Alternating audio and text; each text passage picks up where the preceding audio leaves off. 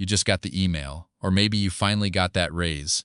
$80,000 per year before taxes, that breaks down to roughly $6,666 every single month. And in your head, you have already spent it. You see the nicer apartment. You see the car payments you can finally afford. You see takeout without checking your bank account first, but then you get your first paycheck at this new salary. And you stare at the number, and a quiet, creeping confusion starts to set in. Because the math that looks so clean on your spreadsheet just collapsed the second it touched the real world. The government took its cut. Then it took another cut. Then your rent arrived. Then your grocery bill. And by the time you look up from your phone, that $6,666 monthly fantasy has turned into something that looks a lot like your old salary with a slightly nicer grocery store. There is a massive gap between what a high salary sounds like and what it actually feels like in Canada. And today, we are going to walk through exactly what happens to $80,000. Because once you see where the money actually goes, you will stop feeling bad about why it does not go as far as you thought. Let us start with the only number that actually matters. Your net pay, a salary of $80,000 in Canada, is not $80,000. The moment you earn it, the Canada Revenue Agency treats you like you have figured something out, and they want their share first. After federal tax, provincial tax, Canada pension plan contributions, and employment insurance premiums, your take-home pay is roughly $60,000 per year. That is the real number. That is what actually lands in your bank account. Depending on which province you live in, the exact figure moves by a few $100s either way. Alberta keeps a little more. Quebec keeps a little less. Nova Scotia quietly cries in the corner. But the average Canadian earning $80,000 takes home approximately $5,000 per month. Not $6,600. $5,000. You just lost almost 20% of your gross income before you bought a single coffee. So let us pause here. Because this is where the emotional whiplash starts. You tell your friends you make $80,000, they nod approvingly. That is a good salary. And it is, but then you try to live on it. Let me introduce you to someone. He does not have a name, but you know him. Maybe you are him. He is 32 years old. He lives in a one-bedroom apartment in Toronto that costs $2,300 a month.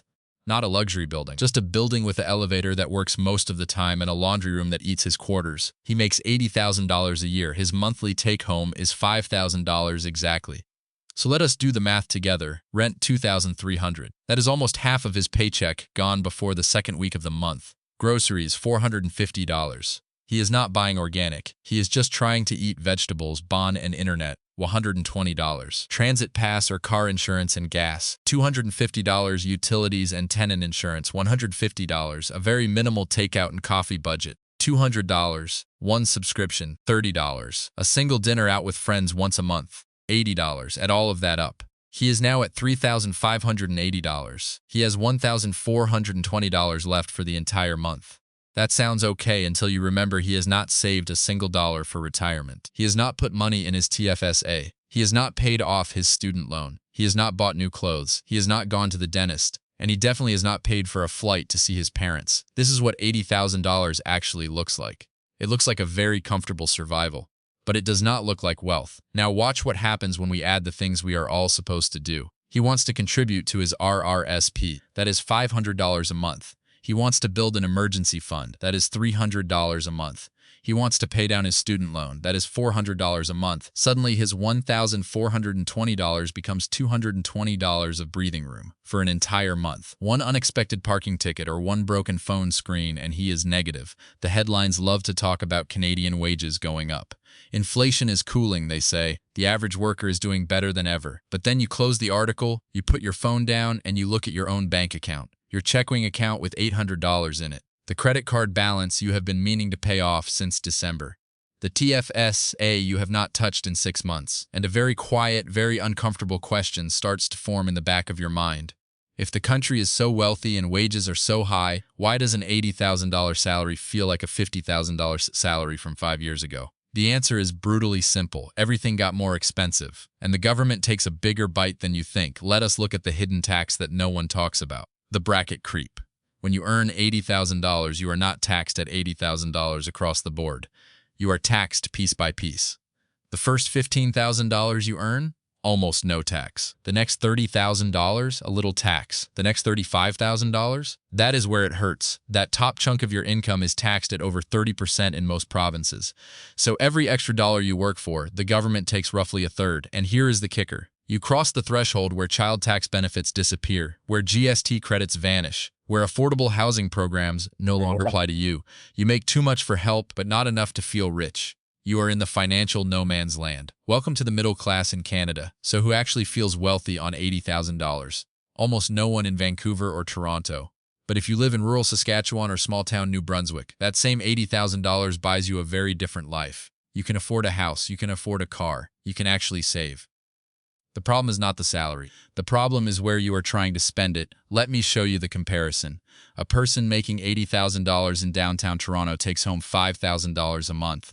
Rent eats $2,500 of that.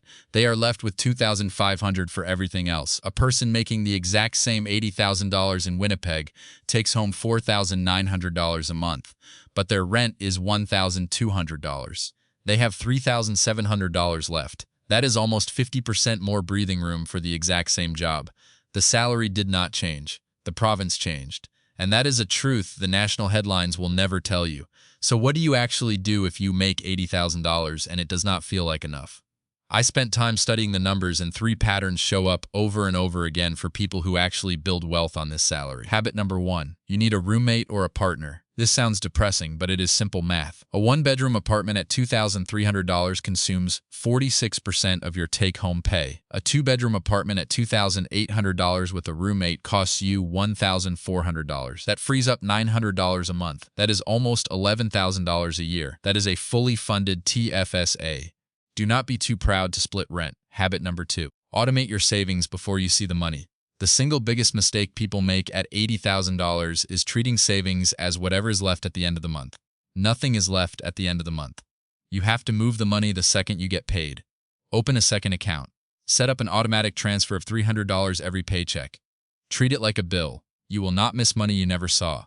Habit number 3. Stop trying to keep up with people who make more than you or who have family money. The most expensive trap at an $80,000 salary is the belief that you should live like your coworkers who earn $120,000 or whose parents paid their down payment.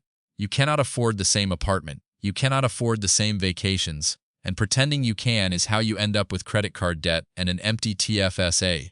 The honest truth is this: an $80,000 salary in Canada is a good salary.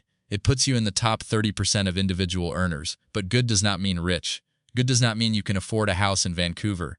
Good does not mean you can stop worrying about money. What it means is you can cover your bills, you can save a little, and if you are very intentional, you can build a real future over 10 or 15 years. But you have to stop comparing your real life to a fictional version of your salary that never existed.